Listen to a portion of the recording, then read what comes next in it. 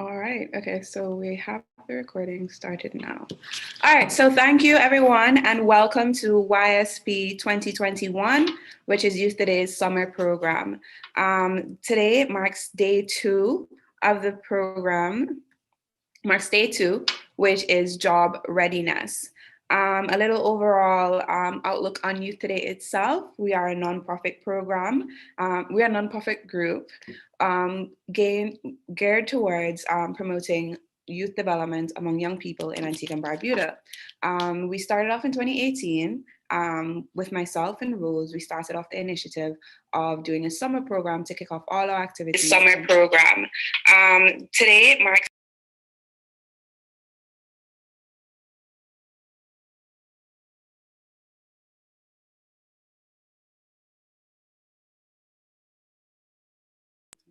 Sorry about that. Had to mute something else. But yes, so we are a nonprofit group geared towards promoting youth development among young people in Antigua and Barbuda. Started off with myself and Rose. We decided to do a summer program to really encompass all the elements of Youth Today. And what we focus on are 4 parts, which is volunteerism, professional development, youth support, and social outreach. So those are our 4 pillars in which we focus on, and we really aim for our summer programs to encompass everything. And throughout the year, we do small initiatives to really within each area. So as you know that we did a few volunteerism, we thank our volunteerism arm for putting on some great activities under that section of Youth Today. We also focus on professional development, and you'll see throughout today, as is the professional development arm who organized today's activities. We also have youth support, and that's through our mentorship, which will be tomorrow, and our social outreach, which is based towards tackling different social issues in Antigua. And as you'll see on day 4, which will be tackling finding decent work, young people in Antigua and Barbuda. So that's a little bit about Youth Today. I'll just give the floor to our program director, who's in charge of organizing and really responsible for putting together us today and for tomorrow and day 4, this whole program. So Jenna, that's our program director. I'll let her just say a few words. Jenna. Yeah. Hi, good morning, everyone. This is Jenna Greer here. One second.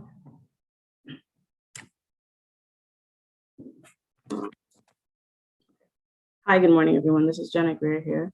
We're extremely ecstatic to have you guys with us this year for our 4th year of Youth Today. We have a lot of great we have a lot of great sessions in store for you guys, starting with this one this morning, and we really hope you guys are able to learn a lot from it. And we can't wait to see what questions you have and how much you've learned at the end.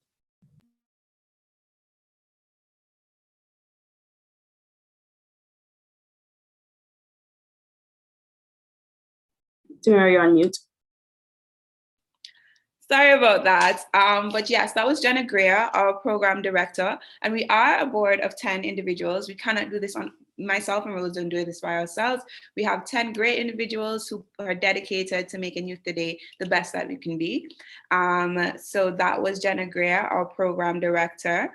I am Tamara Tyson. I am one of the coordinators and the director for youth support. This is Rose. Hi, good morning, everyone. My name is Rosemary Reynolds. I am the director of professional development. I'm also one of the co-founders, so it would have been myself and Tamira, who would have gotten this all started in 2018. I just wanted to give a brief overview of like Youth Today, our programs, what we've been doing over the years, because this year marks our 4th year of our youth summer program. We initially started, as I said, in 2018, and it was a face-to-face, summer program because COVID didn't exist. And we really wanted to create a summer program that was more than the regular, you just come and listen to people talk, like you actually got a practical benefit from it.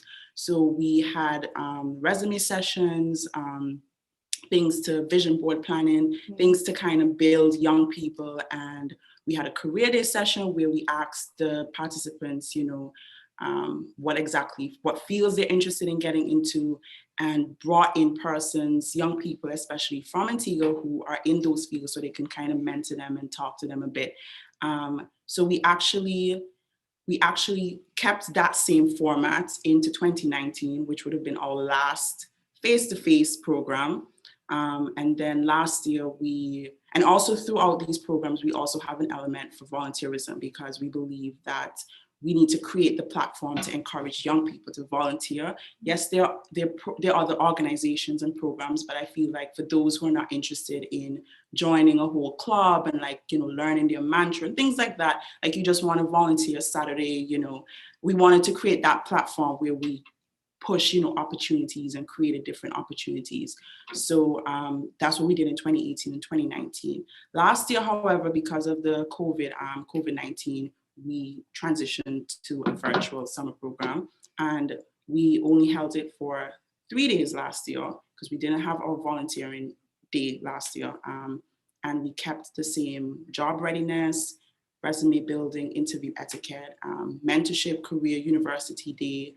And those were the 3 days that we had. So this year we wanted to build on, yes, the virtual experience, but to also bring in volunteering back, because COVID-19, yes, is still there, but with vaccinations and kind of things being a little bit more relaxed and people understanding the protocols. So we held our volunteering project yesterday, which was organized by our 2 volunteering directors who are here, I think. Yes, so Joya and Kanisi. Yeah, you guys could say hello real quick.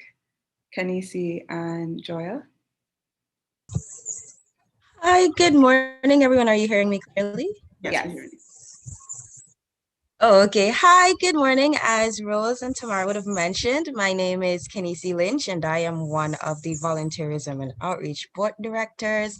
And I'm so happy to see so many persons here today supporting the YSP. And I hope that you guys all benefit from the entire program and just enjoy more about what the young persons in Antigua and Barbuda have to offer. Thank you. Hello.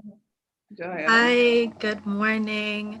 Apologies, I can't turn on my camera right now, but yes, hello. I am Joya Scotland, a co-director of volunteerism and outreach at Kenisi, and I'm so excited for YSP. I personally would have benefited from this program anytime since the beginning. So I know it's going to be a good time, very educational, and yeah, I just hope everybody here learns something that's very useful and just enjoy yourselves. Great. Definitely. And just like a side note, like as Joy and Community said, like they started out, they were one of our first participants in 2018, stayed with us in 2019, and they're now co-directors for Youth Today. And we also have a video from one of our participants from our 2019 program. And she just wanted to talk about her experience a little bit. So we're just gonna play that, and then we're gonna get straight into the program. So just give us a little bit. Yeah.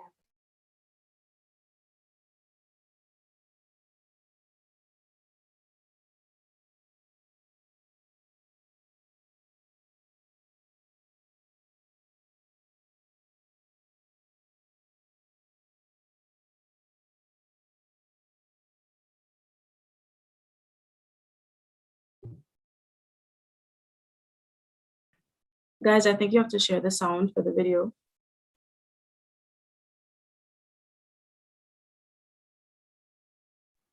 Okay, hold on, let me see.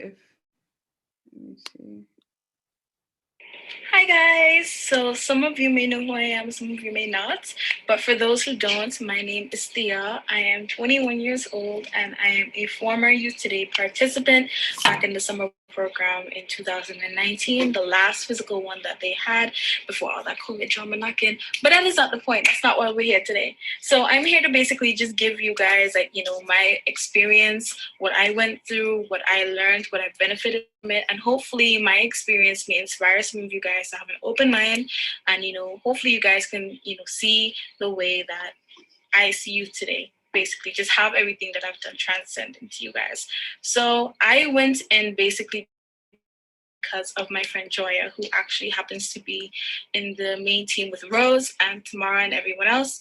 And I went in thinking, okay, maybe this is just going to be another summer camp. I'm just going to spend 2 weeks of money, listening to people talk and not learn anything at all and not benefit at all. I just wanted to kill time. And I went in the field of photography because that's something I graduated from State College in marketing. And I didn't want to do marketing again. I wanted to do something that, would help me creatively. So I went with the photography section of it, and I have no regrets whatsoever. I was paired up with about maybe another 8, 9 of us, and we all were mentored by Zia Wiltshire. He's a really good photographer, really amazing photographer. And those 2 weeks that I spent, the first half listening to Rose and learning about how to build up your resume and everything like that, all down to actually shadowing with Zia in the final week, has benefited me so much, because now I actually own my own photography business. I've learned how to, develop my craft that started out as a passion, and have turned it into a way for me to make a living from it. And honestly, you can ask Rose how many times I've said this, but I've literally never stopped telling Rose, you guys have literally changed my life. So you today overall helped me understand that I am more than just what I study. I have a gift. I have the opportunity to hone my talents, to develop my talents, and to turn that into something that I can be comfortable doing for the rest of my life.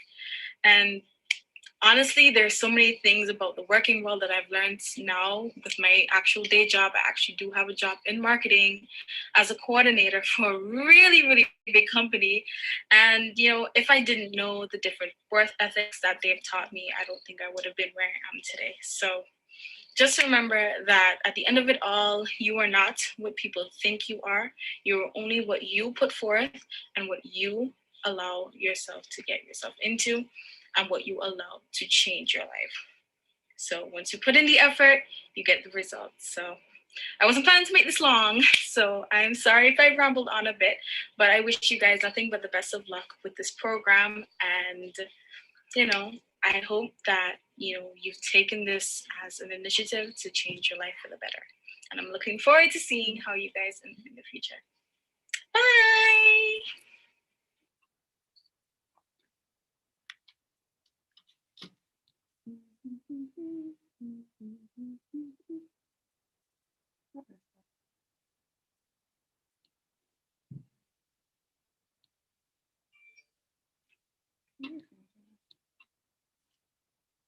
Okay, and that was from Thea Salmon, sorry, who was there for our 2019 program, our last physical program. And as you can see, she had a great experience, and that's one of the goals that we had for our program.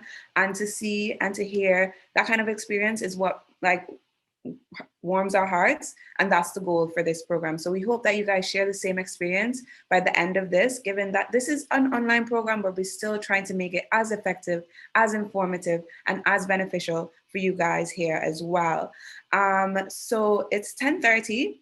And as we said, our first session will start at 10:30. So our first session will be on resume writing. Now, for resume writing, we have the wonderful Regina Adams, who's presenting today, and she is the human resources specialist and the owner of Fiddle Leaf Consulting, an HR consultant business providing HR management and administration in Antigua and Barbuda. Ms. Adams will be leading our first seminar on resume writing.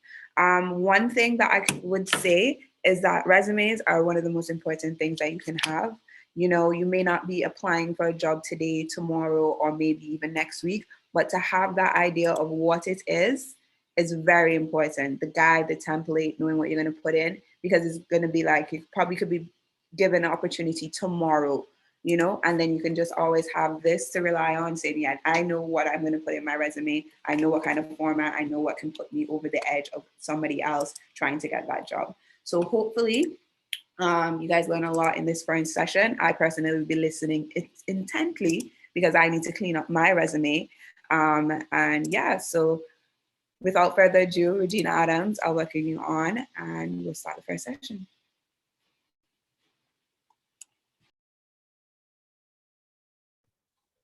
Hi, good morning. Thank you so much for having me. Can everybody hear me?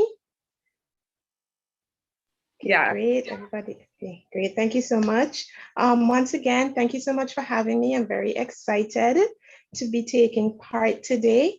I had a presentation prepared. However, my laptop is simply not allowing me to be great today.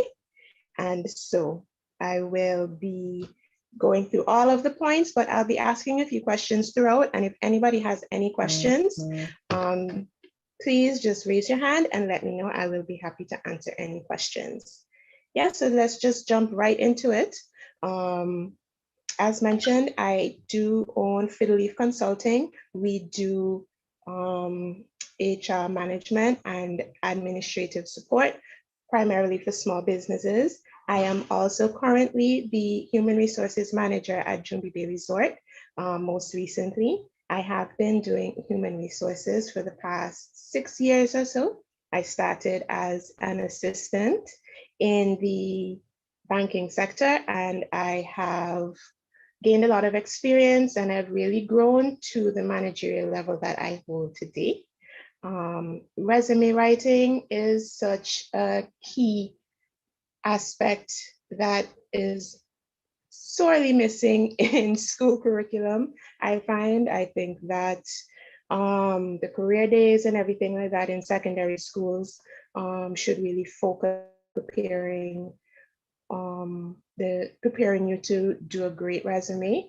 And it can be very overwhelming when you Google things, you want to look things up online, and you just get an onslaught of information and you don't know which way to go. So I am hopefully going to impart some really applicable knowledge to you today, some tips and tricks, as well as firsthand experience of things that I personally look out for when shortlisting candidates and reviewing their resumes.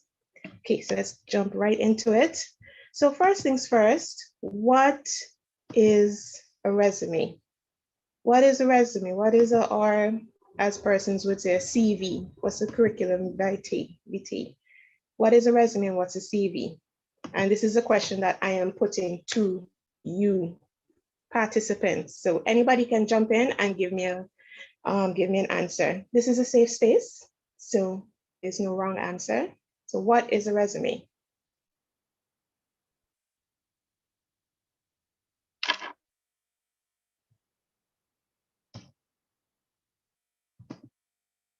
Anybody? Don't be shy. What do you think a resume is?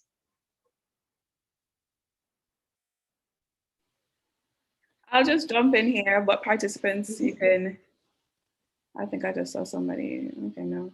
Oh, I Yes. will still respond. Oh, Kenisi, you can go ahead. Okay, hi. Sorry. Yes, so I quickly just wanted to state that a resume is a basic, well, in my definition, it's a document that lists all of your, well, not all, but your qualifications and your experience and your school experience as well, and a bunch of different other details that are required to apply for a job. And I must note that a resume is specific for the type of job you're applying for. So it's typically shorter than a CV, and you would mostly mention details that would give you like the leg up or aid in your acceptance at the job that you're applying for. Very good, great answer. Anybody else wants to jump in as to what a resume is?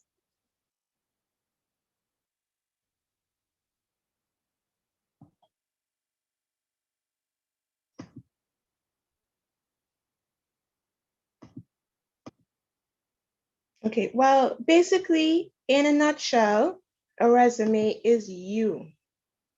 You on paper. in writing. That is what your resume is supposed to be. A very concise summary of what you are as a person with regards to applying for a job, looking for employment, or I know if you're applying to master's programs or doctorates and things like that, that's where a CV might come into play. But the importance of the document is that this is the first impression that the employer is going to get of you. I am a stickler for formatting myself. And so we're going to look at the different components of what makes up a resume and what the difference between a resume and a CV are primarily. Okay, so you have to really pay attention to the details of what you put into your resume, ensuring that it is an excellent representation of you as a person and as a potential employee.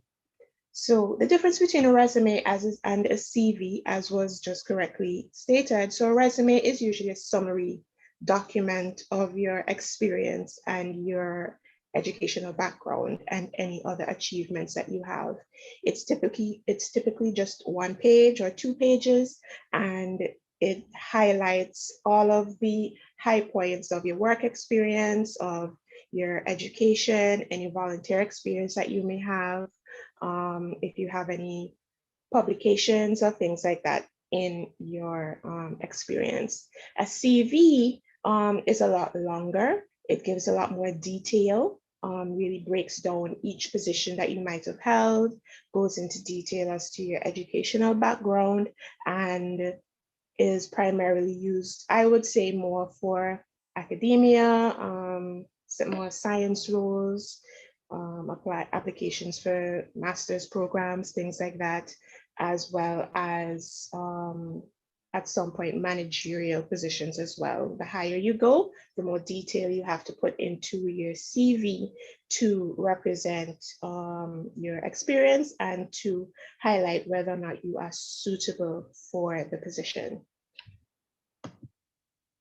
And typically what you can find in a resume or CV document is your objective, or some persons would put a career summary, your work experience, your education, any, as mentioned, any volunteer or committee work that you do, skills, and your references. Now, references is a little bit of a hot topic.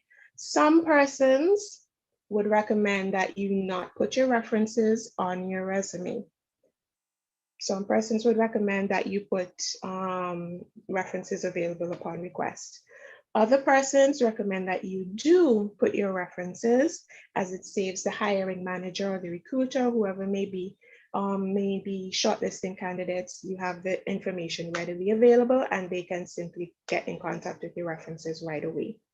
To me, it depends. It varies on position to position, industry to industry, the level of the position that you are applying for, and it also takes personal preference into play. Me personally, I am on the fence. Depending on the position, I would like to see what references you list. However, it can be considered just another method of utilizing bias if the recruiter may be familiar with your references or know your references or their reputation, depending on if it's a well-known person, and that may or may not work against you. A lot of persons, they will simply call your previous workplace that you have listed on your resume, or maybe the principal of the school if you don't have any work experience. So there are always ways and means to get those references. So references on the resume itself is, to me, a matter of preference, really and truly. With regards to the objective or the career summary, now an objective or the resume objective, it's usually very short and it usually states the goals that you have. So why are you applying for this position? What about you makes you a more applicable candidate than over someone else? Are you a accounting graduate. So for example, a short example would be motivated and flexible accounting graduate looking for opportunities within the auditing field specifically, or finance and accounting internship, anything like that. A career summary is a little longer, also states your goals, but gives a lot more detail as to why it is applicable, why you are the best candidate that the recruiter would have, and just basically summarizes all of the high points of your resume or your CV. Yes? Does anybody have any questions so far?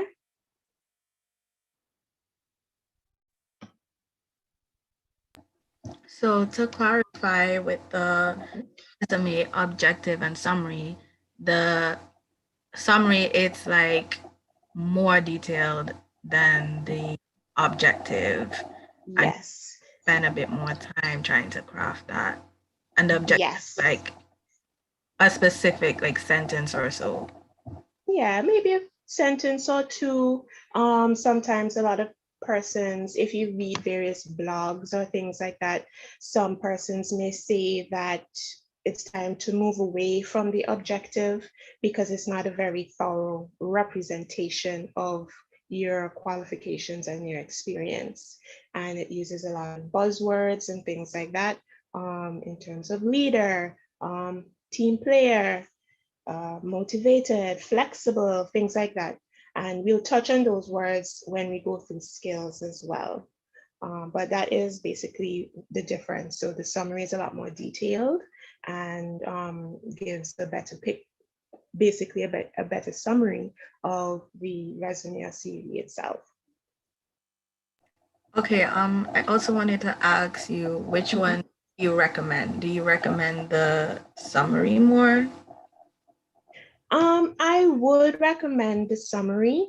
However, it also depends on what you're applying for. So for me, and this is personal preference, again, just me in my HR experience, for some persons who maybe don't have as much work experience, maybe a summary would be good in terms of it can highlight any volunteer work that maybe you did, leadership roles that you might have held while in school, any extracurricular activities or the skills that you would have gained from those extracurricular activities. So for example, did you volunteer time painting painting murals or something like that, that has enhanced your creativity, your planning, because you can't just go up to a wall and slap down whatever you feel like. You have to plan what it is that you're going to paint. You have to section it out.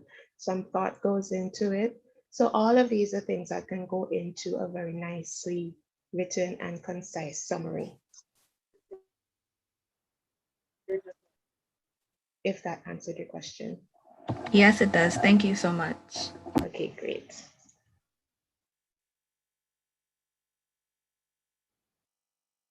Okay, I see a question in the chat.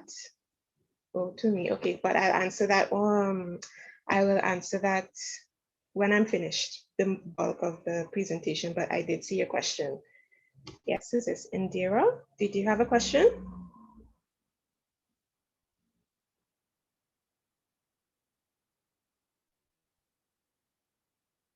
Well, okay. So again, we can continue. So the document in and of itself, so we know what a resume is. We know the difference between a resume and a CV. We know what the objective versus the career summary is.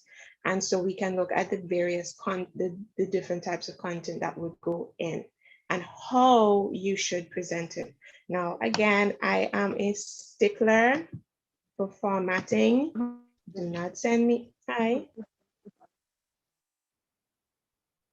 Okay, do not send any resume that I am going to see and it is not formatted. You have 3 different types of fonts in various areas, like you were just copy and pasting things from different sources. The the alignment of the document itself is off, pertinent information is not on it. So sometimes I've seen resumes where you have your name but no contact number, because they put the contact number in the cover letter but not on the resume itself. Or you have an email address, which is another topic that we'll touch on. You have an email address that no longer works, or you misspell your address. Different things. Formatting is very important. As I would have mentioned initially, this is a representation of you. This is the first impression that the hiring manager, the recruiter, the HR manager is going to have of you. And this is the first step to represent if you're going to make a viable employee. Because the thought process, for me at least, if you can't even manage to format your resume, can I trust you in an administrative role to prepare letters that have to go to customers? Can I entrust that you pay attention to detail? Do I believe that you will be very thorough in your work if you haven't even taken the time on your own representation on paper? All of these are things that are very important.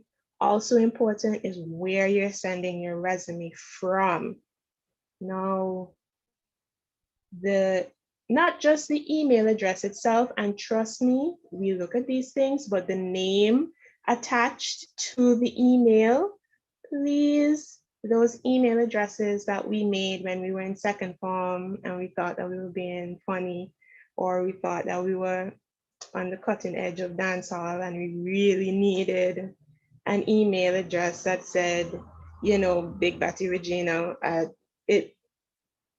and I can tell y'all with sincere, I'm very honest when I say some of the names that I have gotten applications from throughout my time in human resources would shock you and equally amuse you. Some of them are funny, but I personally, I skip over those applications in favor of someone who, took a little bit more time to get themselves together before sending out that first impression. I have gotten applications, and please excuse the language, I know it's Sunday, but just for historical accuracy, I have gotten applications from Skin Out Henry. I have gotten applications from Good Gal James. I have gotten applications from Golly God Roberts. Please be mindful of the names attached to the email addresses as well as the email address itself. A good rule of thumb is to maybe have a dedicated email address that you utilize for professional purposes, job seeking, anything of that nature, so that you know for sure that your email address is together and it does not potentially cost you a spot in a short list of candidates for a position. Yes? Any questions so far?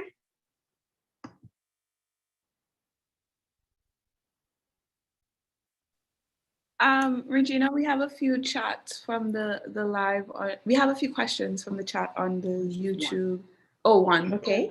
I don't know if you want to address it afterwards, but when somebody asks, as a recruiter, what's the first thing you look at on a potential candidate's resume? Honestly, for me personally, the first thing that I personally look for is formatting. Did you take the time to make your document as cohesive and as concise as possible? The second thing I look for is the experience. Does this person have the applicable experience for what I'm looking for? Does this person have the potential to maybe learn quickly and pick up the skills required for the job? I look at the education level, and I don't hold, for me personally, I don't hold certain things against persons. So sometimes maybe they did CXC, but they didn't pass maths. And it's maybe a position where maths might be required. As someone who is terrible at maths, and I barely passed my CXE maths exam, I have a whole lot against persons, and I will look at the surrounding. Have they maybe tried to do it after? Did they take private classes? Did they go on to do additional supplemental courses? Have they held roles where it is clear that that failed CXE, for example, has not held them back from advancing themselves? But those are the two main things, whether the formatting as well as, and the representation, the presentation, sorry, as well as the applicable experience. And what, just a general look of resume. A lot of the times, depending on the level of the position, I will give persons an opportunity to at least interview, so that, persons get the opportunity to put their best foot forward, and maybe they might be the best fit for that position. I see a hand up from Danielle. Yes, ma'am. Good morning. Good morning. Yes, ma'am. I'd like to ask a question. Like, how can let's say someone just coming out of high school, how do they overcome that bump of having little to no experience? Because you said, you're looking at experience. So let's say I'm just coming out of high school and I want a first job. How do I stand out compared to somebody with 10 years, 20 years, or 5 years? Perfectly understandable. It is a bit of a challenge, and this is why it's important to also be mindful as to what you are applying for. As someone who's fresh out of school, and it's a good opportunity to state that on your resume and application as well, that you are seeking applicable experience with whatever it is that the employer has available. These are the skills that you would have gained during school to assist you in potentially meeting the requirements of this job. A lot of the times I got a job right out of high school at a call center, because I made it very clear that I had great interpersonal skills, that I was very flexible, that I was quick thinking, so I could think on my feet based on XYZ experiences that I might have had while in school. And it's also important to be mindful of what you're applying for. As someone who might just be out of high school or maybe state college, I don't expect to see an application for, let's say, a senior supervisor role or a coordinator role, or,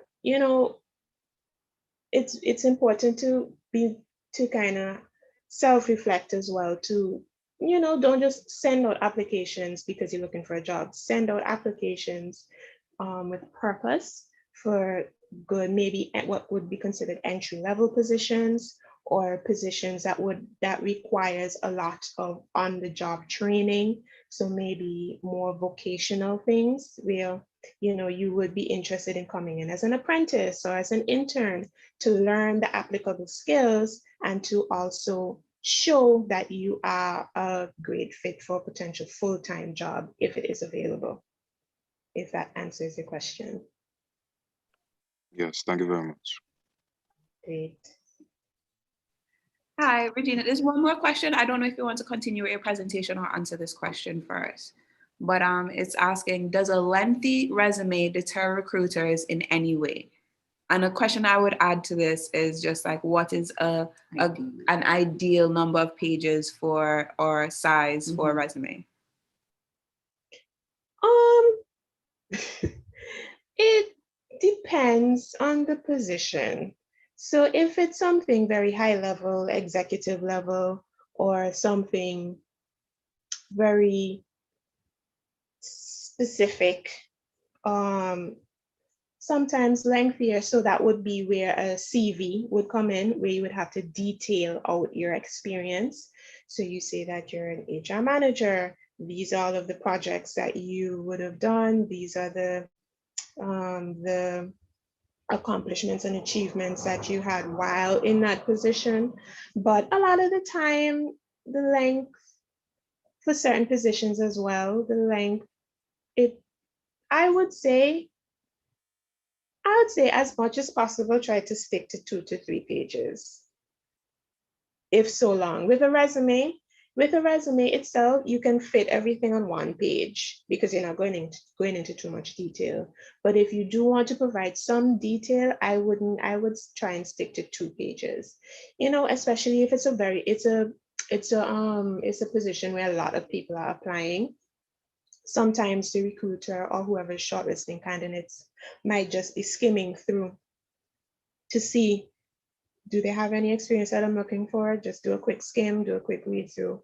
And then when you have like 5, 6, 7 pages, which I have seen, and it's not anything with practical or useful information, it can kind of deter hiring managers where, in my opinion at least, where you see something that is very long-winded and it's unnecessarily so, particularly if you're just applying for a line position.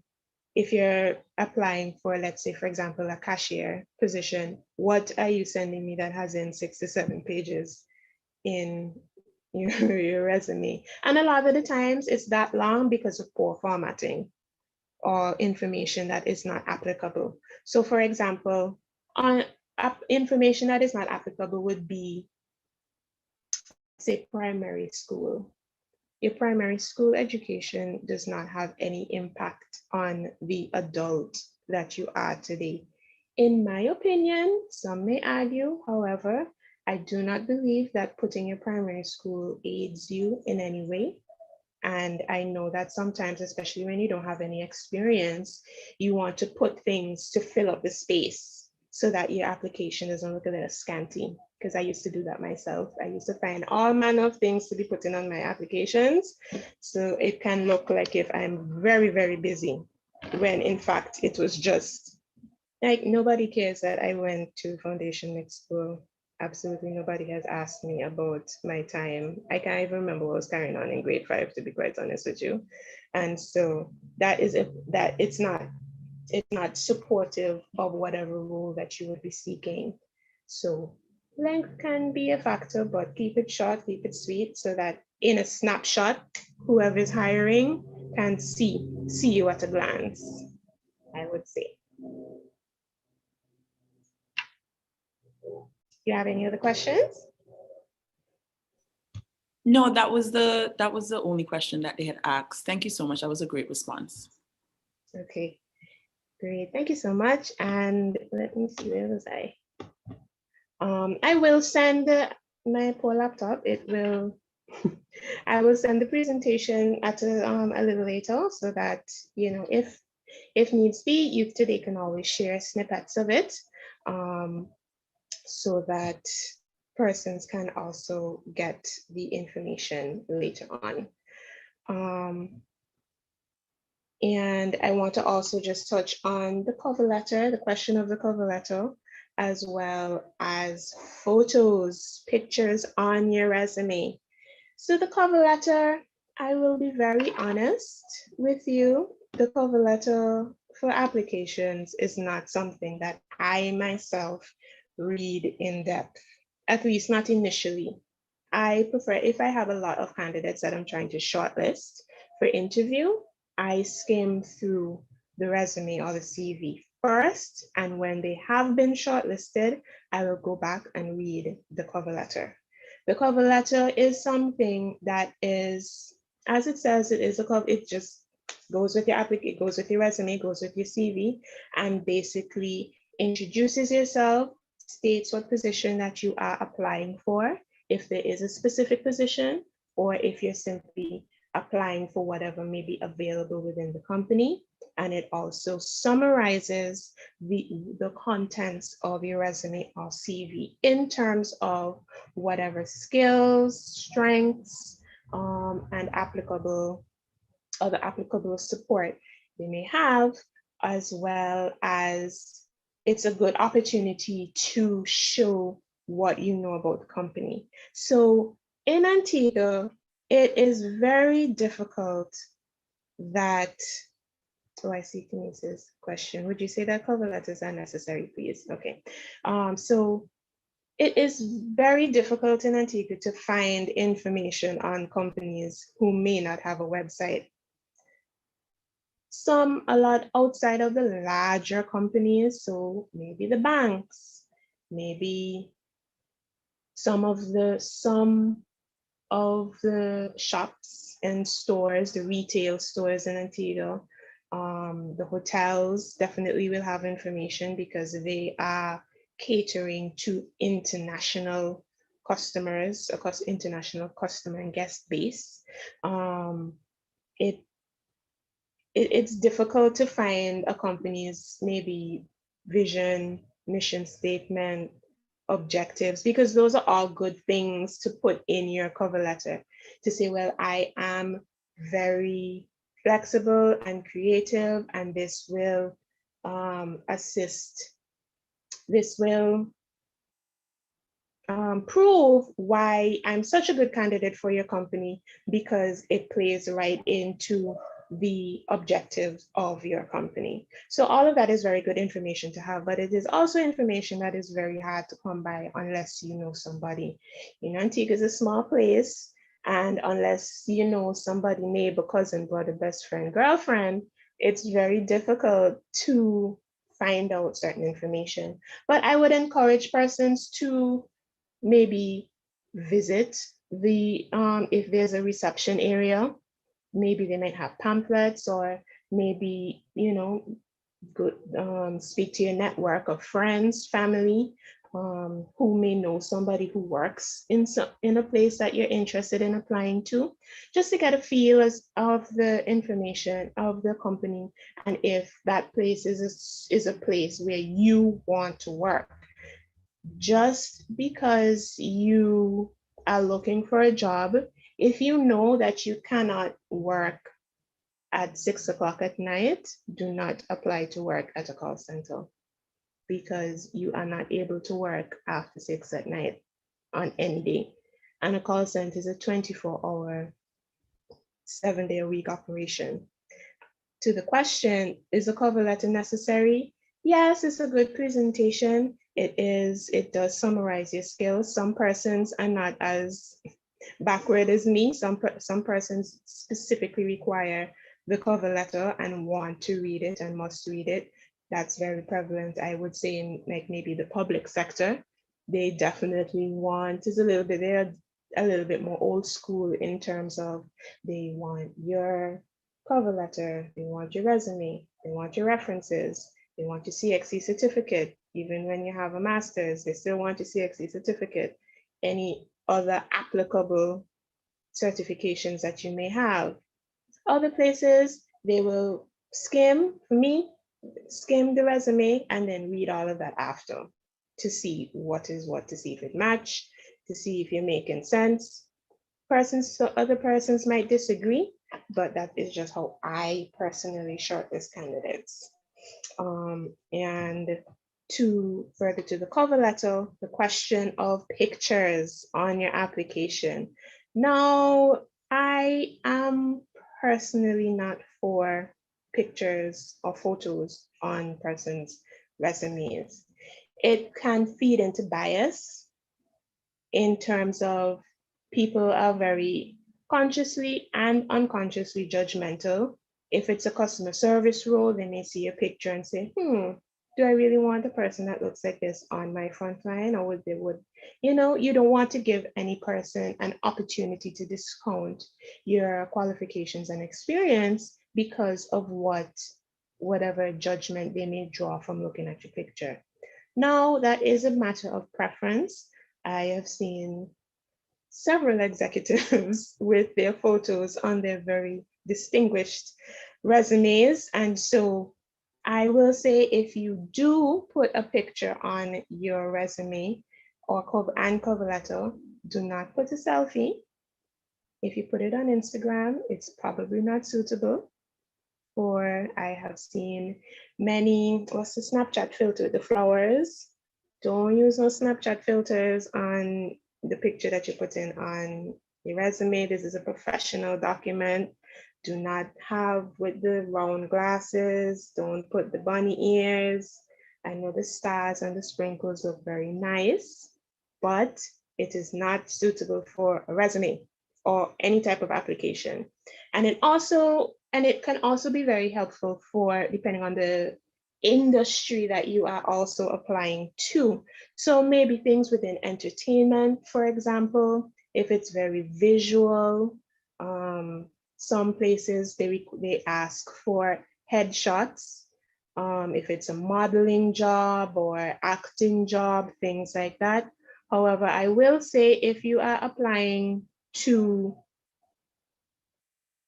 a bank, a bar, a restaurant, and they're asking you for a picture outside of simply a small passport size picture just to put with your resume so that we can, keep the information together. Please question that. Ask what is the purpose of that picture, because if you are applying for any type of role and it's not necessarily specific to entertainment, I would ask why you're asking me for a picture to put with my resume. I have asked for pictures in the past because it helps to, especially when we have a lot of candidates, it does help to keep the applicants in order, so that you can visually remember the interview. So it's not anything prior to the interview, it's for the interview itself so that we can remember you as a candidate. Because sometimes you don't remember names, but you might remember the face and, oh yeah, this girl really had great energy, something like that. But try not to use any selfies or heavily doctored photos or anything like that on your application. Invest in a professional headshot, in a studio maybe, or with a very high quality picture with, professional clothing, anything that you would, only things that you would wear to work. Do not put anything that you would use for your social media. Don't do that outside of maybe LinkedIn. That is another thing that you can also put in your cover letter or your resume, because nowadays we're in 2021, all of management is getting younger. We know about all of the social media, so it's Snapchat and TikTok. We're looking for TikTok profiles, Facebook, Instagram. What else is out there? Twitter. Yes, we're searching. We're looking to see if what it is that you are presenting to us on paper matches, depending on the position, if it matches what it is that we want. If it is a very public company where public perception can impact the company's reputation, if you are on TikTok doing strange things, we are going to ensure that we find out about it. So please be careful what you put on the internet as well. The internet is forever and can always be found. So please do not put anything that can be held against you at a later date. Yes? Does anybody have any questions?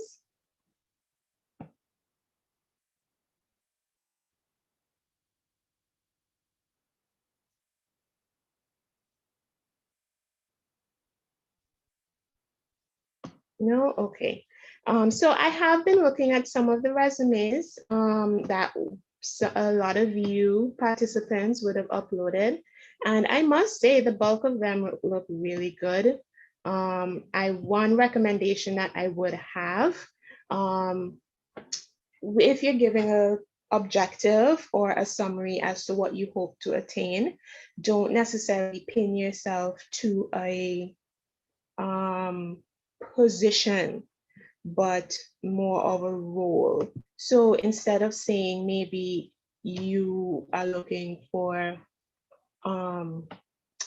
let's say receptionist, I would say an administrative role. Or instead of saying, or you can say within a HR field or the IT field, but don't necessarily say, well, you're looking to be a desktop support. Because maybe, you might pigeonhole yourself a little bit. And also another good tip to have, don't send your resume anywhere as a Word document. Send it as a PDF so that it cannot be edited accidentally or purposely when it arrives at its destination. It's good to just send the PDF only. Most persons don't have PDF editors, and plus, who has the time, really? But it is good not to send a Word document because sometimes things get accidentally deleted when you open the file, and maybe the recruiter doesn't even realize. And another good thing to put, which I've seen a lot of, is a lot of volunteer work. Any community projects, community outreach. A lot of companies, especially now, they take their CSR very seriously, corporate social responsibility, in terms of supporting the society and community that ensures that a business is sustainable. So doing a lot of charity, outreach, things like that. And any awards and achievements that you might have is also very good to list in some, just, in bullet points. I would also say another tip would be put, in terms of extracurricular activities, put what is applicable depending on what you are applying for. I know that a lot of older persons will say to streamline your resume for where you're applying for. So if you're applying somewhere that focuses on customer service, only put positions that you have worked in customer service. But if you're like 21 and only had a part-time job and an internship, you don't really have the opportunity to be filtering out things, because that will impact your that can potentially impact your chances. So that filtering of information, I think that's more applicable to older persons who have many, many, many years of work experience in various roles. So if they are primarily a food and beverage professional, for example, within hospitality, but they had a lot of part-time jobs, doing security or working in an office, those things that would not be applicable for their primary industry that they're applying for. So those can be filtered out. But in terms of the extracurriculars, is it beneficial to you? And I will open this question to you guys as well. If you were shortlisting candidates, and you see a resume with someone who says maybe they play cricket and all they have is extracurricular / hobbies, cricket, but they're applying for a customer service role. What would you do with that information? How is that applicable to what they're applying for?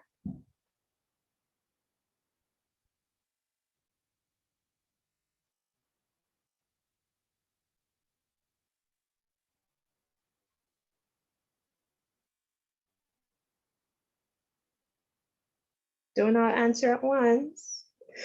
It isn't applicable, yes. Thank you, Kenise. Not really necessary.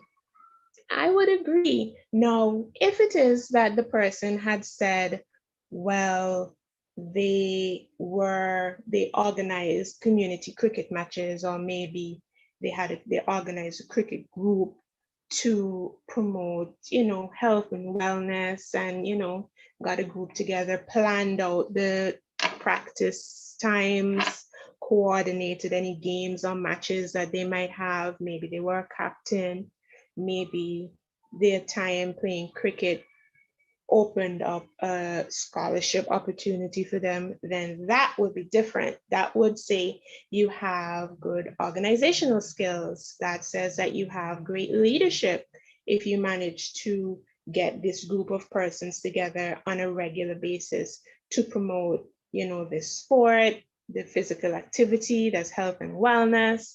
It's always a way to spin certain things, but you have to be conscious of what you're putting on your resume because you have to be able to justify anything that is on there.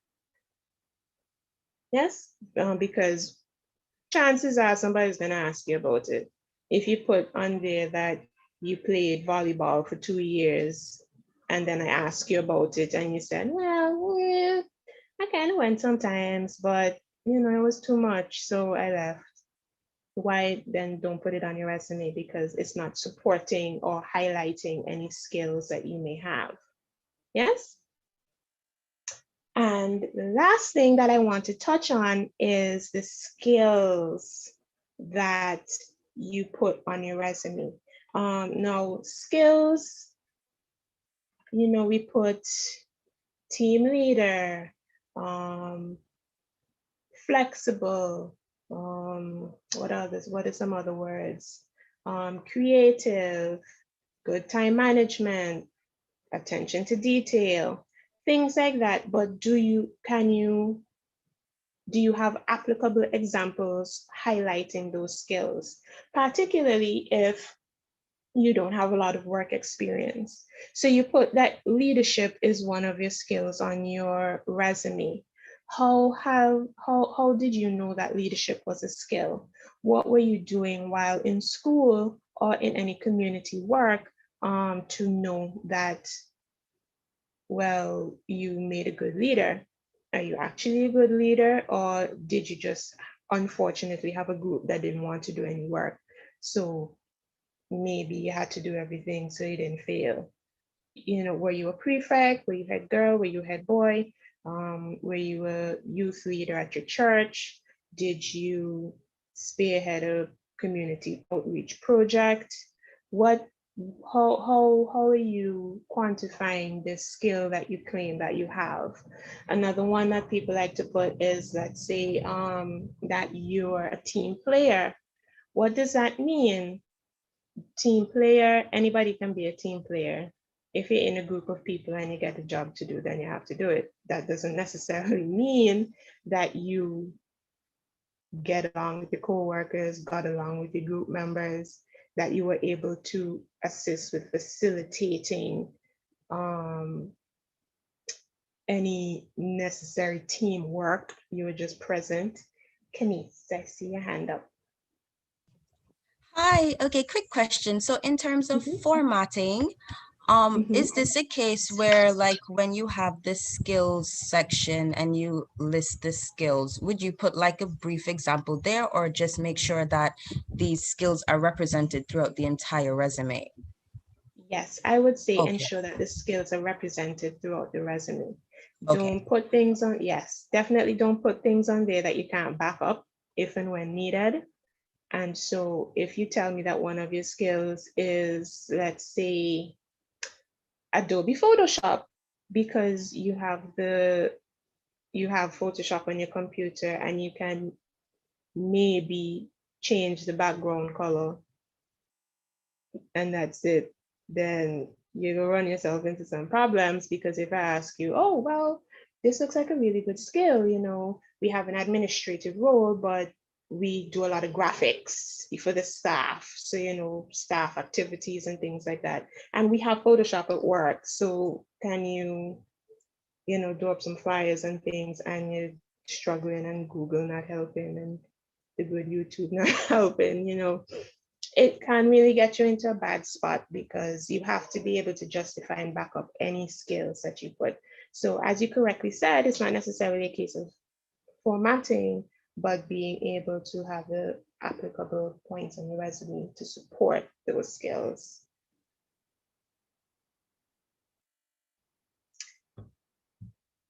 Right, so in a nutshell, just to summarize everything that I would have said so far, it really is the resume or CV, whatever it is that you do send for any positions that you're applying for and things like that. It is a direct representation of you. It highlights the best parts of yourself in terms of your work and your qualifications. And it really just pays to take your time, really keep your resume updated as you go, as things happen, as you have certain accomplishments, keep it updated, because you just never know when you might have to whip out a resume to send off. Antigua is a small place and people watch you, so it's always good to keep it updated. And also when you're sending the resume, to be mindful as to where you're sending it from and how it is sent. Do not, if I see any applications, as I said, golly God, Gaza versus golly, that no, don't do that. All of the Nicki Minaj lyrics, all of this Nicki Minaj lyrics have been represented in email addresses and names attached to emails, I can tell you. And Cardi B, the good Sheng Yang, Shensia, no, stay away from the lyrics and just put your government name, and that is good enough. Okay, and just before I wrap up, I did receive a question directly about what made me go into human resources and was it always my passion. Initially, when I went into human resource management, I was trying to be a superhero. I was at work and I wasn't happy. And I kept saying, as soon as I go into HR, I'm going to just fix everything. The staff's so unhappy and management just making decisions that don't make no sense. They don't even work down here. So how they can be deciding what it is that we're supposed to be doing. And then I got into HR, the HR department as the assistant, and I tell you, it was a big wake-up call. And over time, it grew. I had an interest in it, but over time it grew to be my passion. I'm making a career out of it, and it's not just a job.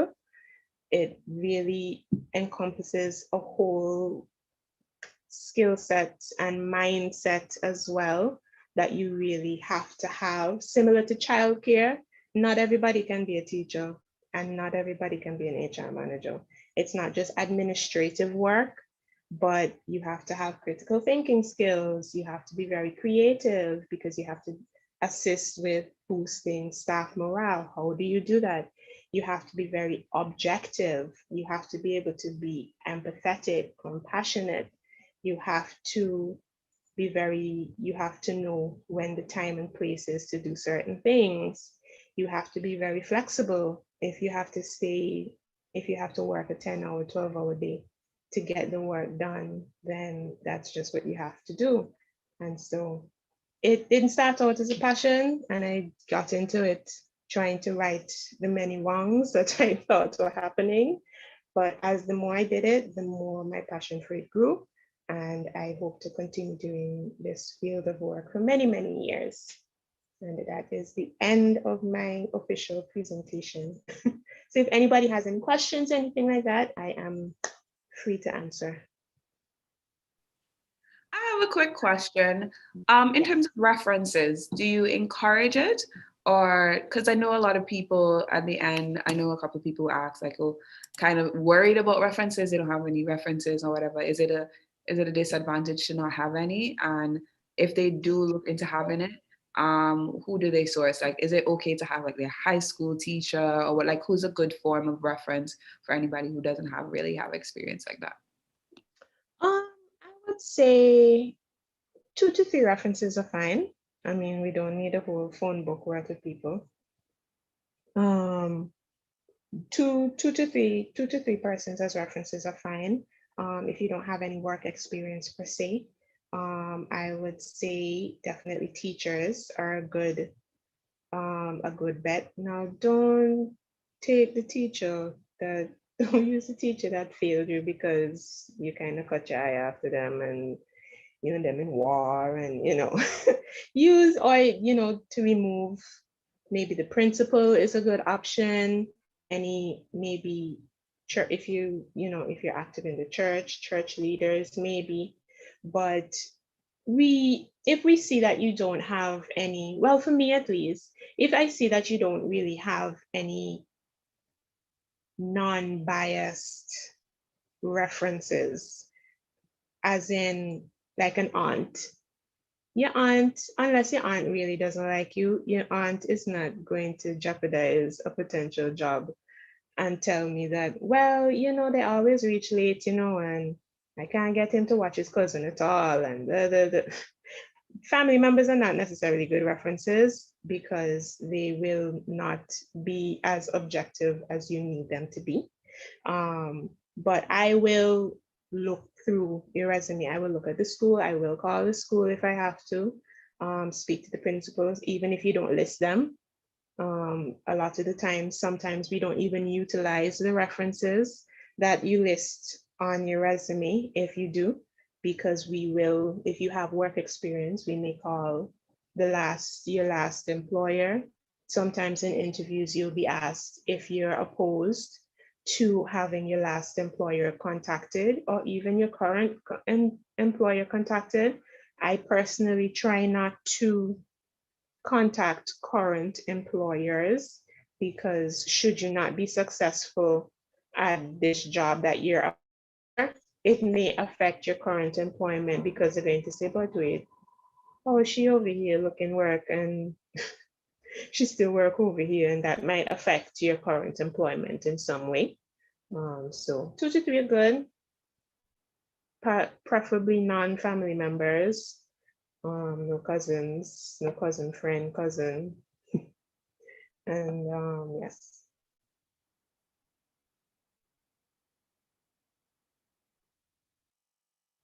Have any other questions?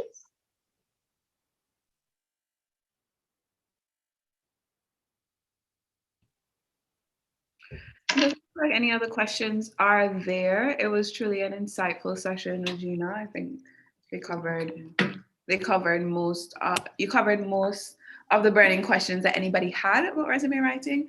And also if anybody has any resumes that they want to be reviewed or get any advice, you can always consult Regina at Fiddle Leaf Consulting, and she can help you from there.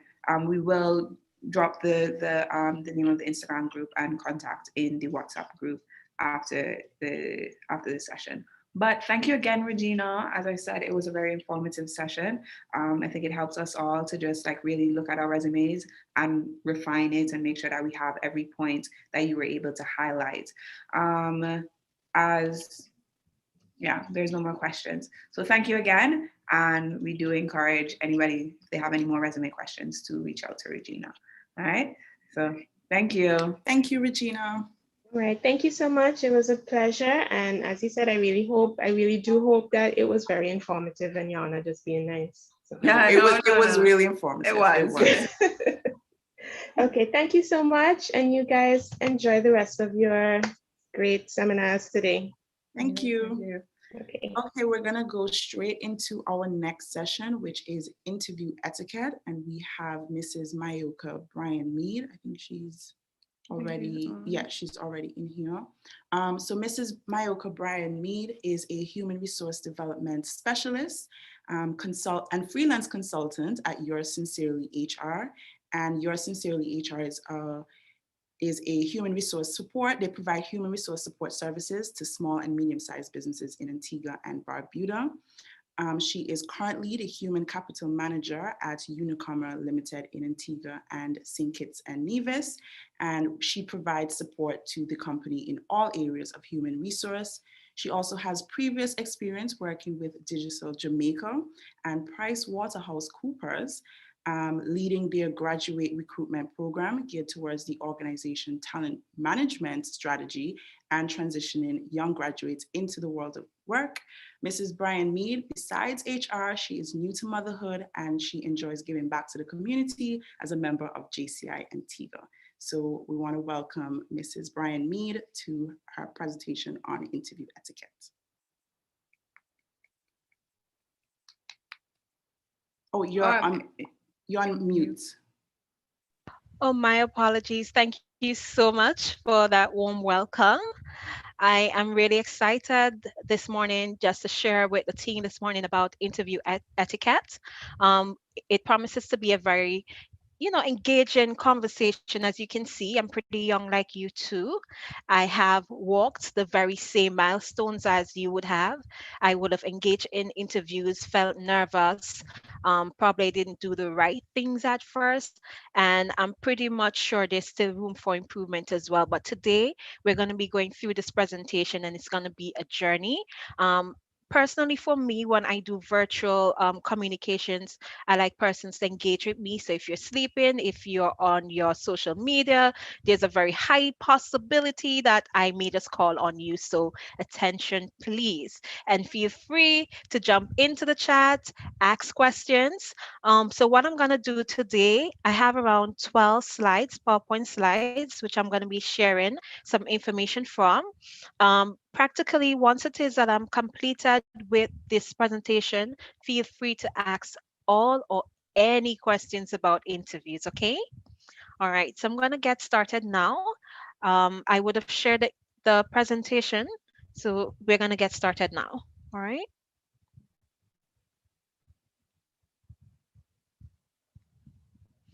All right, fantastic. So we're going to jump straight to our overview.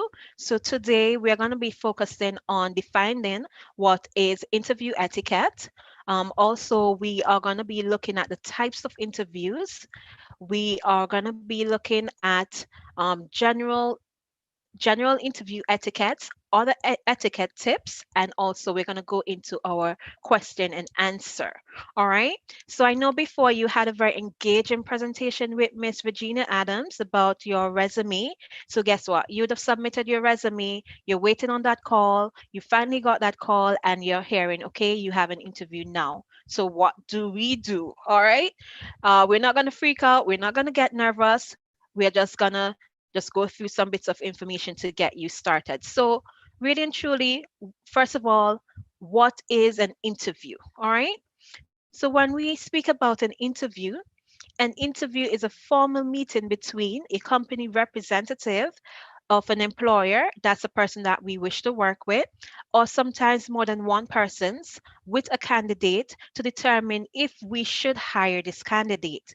Now, etiquette is described as acceptable code of conducts or rules, for polite conduct or proper behavior. Now, when we speak about interview etiquette and we put both interview and etiquette together, it just refers to codes of conduct an individual must follow while appearing for interviews. And I don't want us to take it slightly this morning. The smallest details really push us above other candidates. All right. And this morning we're going to get into them. So, why is interview etiquette important? It is important so we can ace an interview and we can be viewed as the preferred candidate for the job who can fit well within the organization. All right. So at this point in time, I'm going to just take you on a journey to just briefly discuss types of interviews. And I'm going to be very frank with you. When I was about your age group, around 19, just left Antigua State College, I had no idea most of these interviews actually existed. All I knew was the one on one or the face to face interviews. And over a period of time, going through, interviews myself, being trained as a recruiter as well, these are some methods that you may get used to. Also, from time to time, what I may see, working as a human capital manager when I do invite young persons in, it's that they freeze when they see more than one interviewer, or they don't know exactly what to do if it is that a virtual interview is being requested. All right. So I'm going to walk you through some of these types of interviews. So one type of interview is actually the screening or the phone interview. So Regina would have walked through a while ago, basically your resume. So once it is that a resume reaches my desk and I'm really interested in the candidate, I would go through the resume and I'm like, okay, I really need to get this candidate. Let me have an idea who this candidate is. Let me just ask a few questions to see if this person really has an interest in the role, and I would proceed to calling the individual on the telephone. Telephone interview or phone interview is where the interviewer calls the candidates and they may ask a few questions, or the entire interview may be done on the telephone. As a result, there's no need to see the candidate face to face. All right. So that's really what the screening is. The screening is where you ask a few questions to see if the person will progress further on in the interviews. And then the phone interview itself is where the telephone is used to ask the candidate a series of questions, or that entire interview may be done on the phone. All right. The one-on-one or the face-to-face, or some persons may call it the traditional interview, it's where you'd go to an interview and you have one, in most cases, in most cases you'd have one individual asking the candidate questions, and that's you having that one-on-one interaction. Now virtual interviews, and they're becoming more common these days, and even more so, and I can say in my career I've used virtual interviews even more since COVID. Yes, since COVID. So you may have a virtual interview, which is a video interview. It's similar to what we're quite doing right now, where you have your video, the interviewer or interviewers are on, and they're asking the candidate questions. They're having the entire interview on the virtual or remote or video connectivity. Some of these may be a Skype, some of these may be a Zoom, or even a Microsoft Teams, or any other platform that the organization may use or find easier to connect with. Uh, a candidate.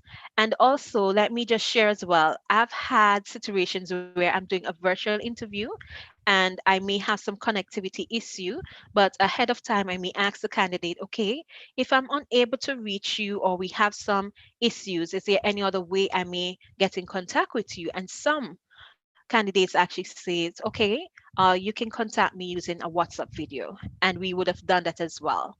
All right. So just that's a general idea behind of a virtual or video or remote interview. Now, you'd also have what is called multiple interviews.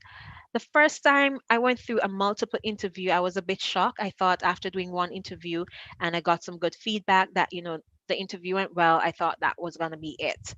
I actually had to do three interviews. So a multiple interview is where a candidate is interviewed on multiple occasions for that one specific role. All right.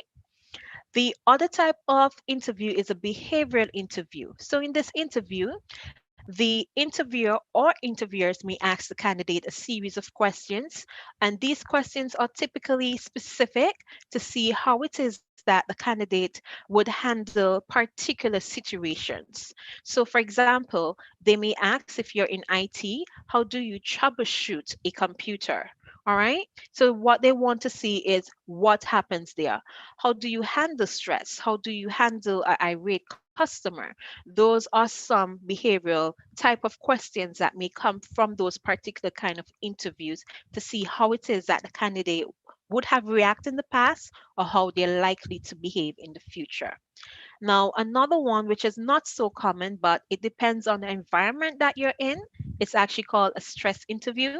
So, as the word states, stress, that's where you actually go to an interview, and basically it's an environment that's created to see how you deal with stress, what's your tolerance level for stress. So the questions may be out of the box, anywhere to make you feel uncomfortable.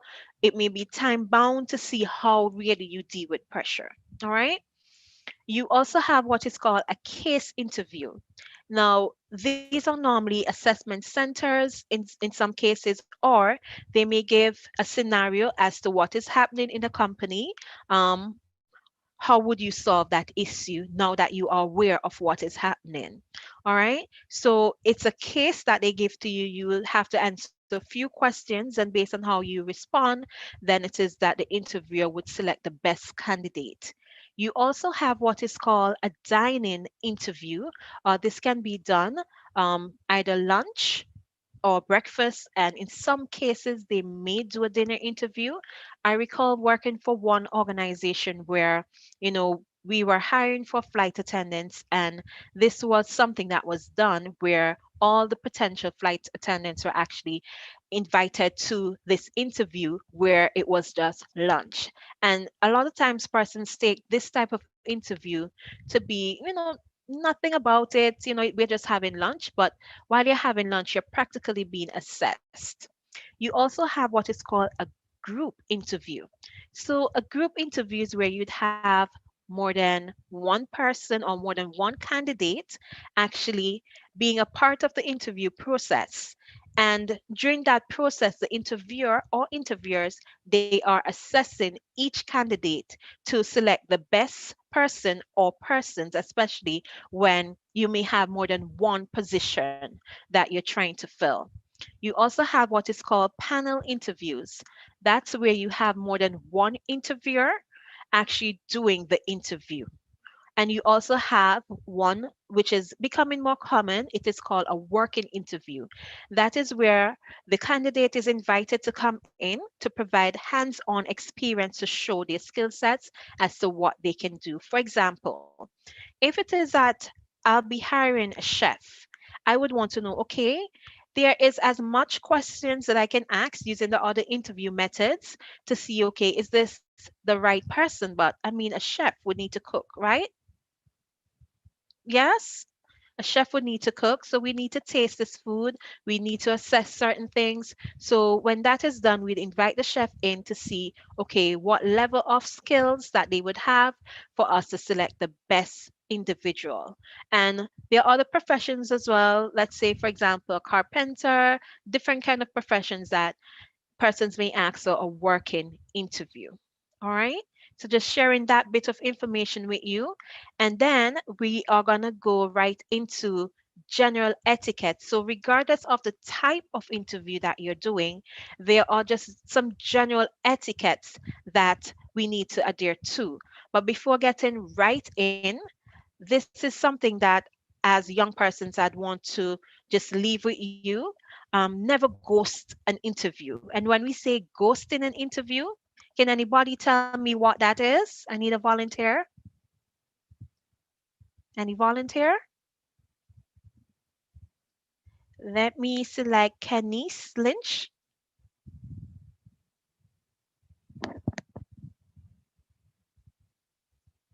Kenise, are you there? Okay, Ethan has his hands up. Ethan, would you like to go? Yes, thank you. When you ghost an interview, I would assume it's basically saying you don't show up, you don't message them, like you apply for the interview and then just go completely off the grid so they can't contact you at all. Mhm. So they have no way of knowing if you're interested or not. Perfect. If I had $1 million, I would give it to you today. You'd become an instant millionaire today.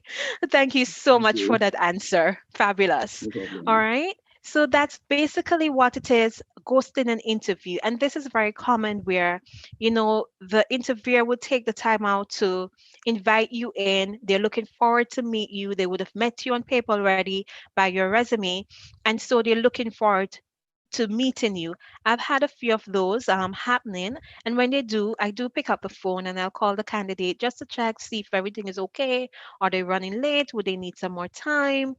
And I've had situations as well. And one of them that came to mine is where I was looking for two candidates. They're actually sisters, and they did not show up. And when I did call, they conveyed that they would have gotten into an accident that morning. So yes, things can happen that you may not be able to go full through your interview, but as soon as you have that time or some level of connectivity, please connect with that interviewer to let them know what may have been an issue and to see if it is that they can reschedule your interview. In cases as well where a candidate may ghost an interview, that recruiter or interviewer may put a no show on that resume. And so if it happens over a period of time, you may find that interviewer may say, you know what?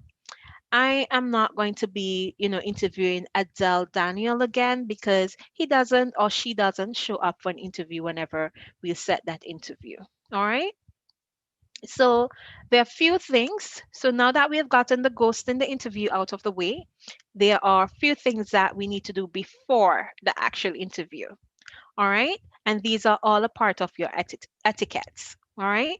So, one of the things I normally recommend for persons is that you research current information about the company you will be interviewing with. It is quite possible after sending out multiple interviews, if it is that you're not keeping a written record of all the companies that you'd have gone to send out your resume to, and truth be told as well, sometimes it's information overload when it is that you're in a position and you are sending out your resume just to keep up with everything that's happening with all the organizations. So if it is that you do get that call for an interview, ensure that you research current information. And you can do this by either checking out their social media pages if you're on Facebook or Instagram. And you can also check out web pages as well. You'd find details about them that you can use as an introduction when you're going into the interview. And also, if it is that the question is posed to you, what do you know about us as a company? You can use that as well. Now, ensure that you review the job advertisement so you can feel comfortable with the position, and also take a copy of your resume with you. A lot of things can happen and behind the scenes.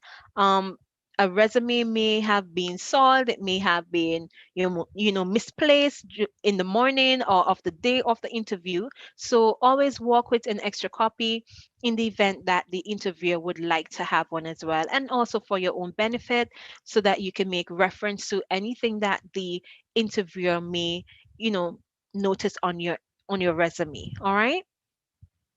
Important as well, know the location and time for your interview.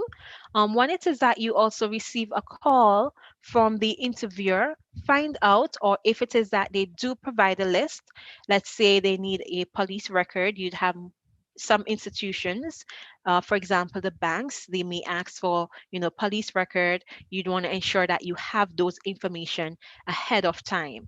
All right. Avoid eating foods that can upset your stomach.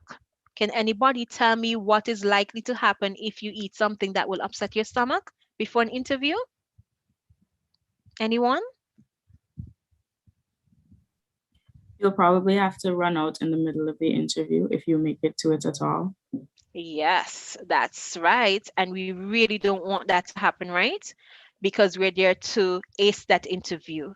All the time allotted to us in an interview is really, really precious. So we have to prepare for it, and we have to ensure that we avoid foods that will upset our stomach. Also, avoid drinking alcohol. One of the worst things is to go to an interview smelling like alcohol, smelling like a cigarette, or smelling like marijuana. And I will say in my career, I've had some of that.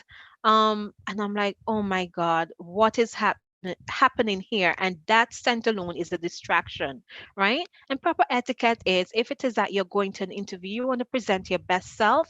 So that is something that you would not want to do prior to an interview. All right. Now, select appropriate attire for the interview. You want to dress for success. All right. And there are few things you can do while dressing for success, and it comes down to knowing the organization, the position that you're applying for. Traditionally, persons may say, you know what, you need to dress up in a jacket and tie, especially for the males. That is not always required. You could simply dress in a shirt, whether long sleeve with a tie, and your pants, your belt must match the color of your shoe. All right. And so that would be something very basic for male. Now, for females, you try to avoid, clothing that's very tight, revealing your breasts, they're actually showing. You want to avoid things like that. You want to avoid those high splits in the skirts.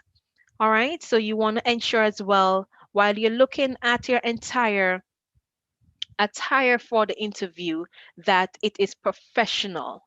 And I won't go in details on this, because if I were to, it would be another session on dressing for an interview or dressing for success and so forth, because there's so many other details in terms of your dress. But really, the bigger picture I want to share with you today is that first impressions count, and you want to be presentable when going for an interview, okay? And also, one quick thing, I had a candidate who actually showed up in very crushed clothing, and I asked, what's happening today? Tell me. They decided to iron on the morning of the interview, and guess what AP did? Can anybody tell me what AP did? Or what happened on the morning of the interview?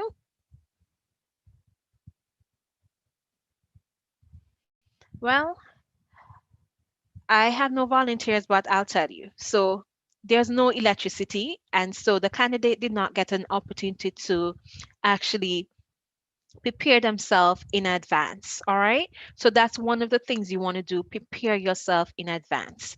Now, ensure that you're well groomed for your interview, which includes your hair. I've had candidates who would have, attend interview hair sticking out. If for males they decide to plait their hair, it's not well groomed. It looks as if you haven't combed your hair for a week. Avoid things like that. Ensure that you look very presentable for your interview. I've had candidates who actually attend the interview with wet hair and gel. Avoid those things as well, because that's really not good or healthy for you as a candidate as well. Also, if you do have chipped fingernail, if it's females and you're wearing nails and it end up, falling off, you try to rectify that before. And also things like strong perfume. Not all persons, can take the scent of, some perfume. So the lighter it is, the better it is for you. All right. So those are just some etiquettes before the actual interview. So we're gonna now touch on some of the things or the etiquette that you must observe during the interview. All right.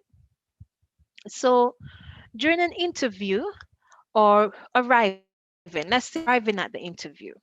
So you must arrive at least 10 to 15 minutes before your interview, not earlier. All right. Earlier may send a message that, oh my God, you're really desperate for this job. So try to be there at least 10 to 15 minutes before. And one golden rule, never be late for your interview. Also, treat everyone with respect, including the security, the receptionists, the cleaners, gardeners, customers, and staff. I am going to share an example with you of a time where, even though I was in HR, I was asked to hold on as a receptionist, as a relief receptionist. And we did have a candidate who came for an interview based on a recommendation. However, when she came, she had no interview etiquette at all. And guess who she was also disrespectful to? The receptionist, who happened to be in human resource. It happened that I had to call another, senior member of the team at that point in time to speak with the young lady. When the team member went out, who was much senior than I were at that point in time, the young lady as well decided to curse off my colleague who was indeed the interviewer for the day. So just saying this to say that you treat everyone with respect when you are arriving for an interview. Also, turn off your cell phones or place them on silent, not vibrate. I've had some candidates, who chose the route of, going the vibrating, and then you're doing the interview and all you can hear, vroom, vroom, vroom, vroom. It can be distracting where either the candidate freezes, don't remember the question, they blank out, or the interviewer is looking like, okay, couldn't you just turn off that? All right. Also, another thing when you arrive for an interview is that you observe all rules. So, if it is, for example, that you're required to wear a pass, you do so. Now that it's COVID, if you're required to wear your mask, ensure that you do so. You sanitize your hands, you do everything that is required. And also, if they do ask you to complete any form of paperwork as a part of the interview process, that you do so. All right. And remember, when it is that you arrive for the interview, a warm smile, a firm handshake is required. Now, again, with COVID, a lot of interviewers, they're not really physically shaking hands because of protocol. So, what most of the recruiters or employers are doing, they're doing like a elbow bump, if it is that it's a face-to-face interview. For video interviews, you keep your warm smiles and you just need that general introduction. All right. So during the interview now, there are a few etiquettes that you need to observe, and we'll get into those at this point in time. So for the etiquettes during an interview, I'm gonna ask that once it is that you go into the interview room, that you introduce yourself with confidence. All right, and this is where I'm gonna get a bit more engaging. Amelia, are you there? Amelia? All right, or can I have a volunteer? Let me see, I think someone is on. Amelia, Hello, yes. is this Amelia? Hi, Amelia, how are you doing? Hi, I'm doing great. How are you? Um, I think you said you're fine. I think I heard that. All right. So, Yes. all right. I'm not too sure if your internet connection will allow us to have, you know, full dialogue. Hello. Hi, Amelia. Hi, All right. ma'am. All right, Amelia, I think you're having some internet connectivity issues, so I may ask another volunteer. I would ask Amelia if she could just type her response in the chat. Okay. Okay, great. So, Amelia, I'm inviting you for an interview, and you walk into the interview room.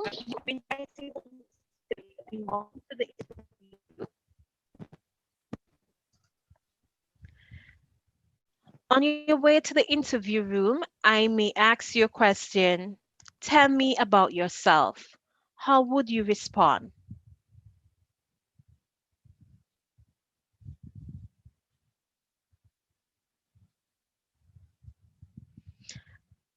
All right. We will give Amelia some time to type her response. In the meantime, I'm going to continue the presentation in the interest of time as well. But one quick thing to note, and Amelia also note as well, when it is that you're introducing yourself, do so with confidence and provide a brief overview of yourself, nothing personal. So for example, we would not, share our age with the interviewer. We wouldn't say, how many kids we have. We keep it very professional. We can highlight things, for example, academic achievements. Where do you see yourself in the next 2 to 3 years? Those are things that you could do when you're introducing yourself. One etiquette as well to observe is that when you go to the interview room, is that you are seated when you're told to do so. Never, drag the chair and have the first seat. Allow your interviewer to advise you to have that seat.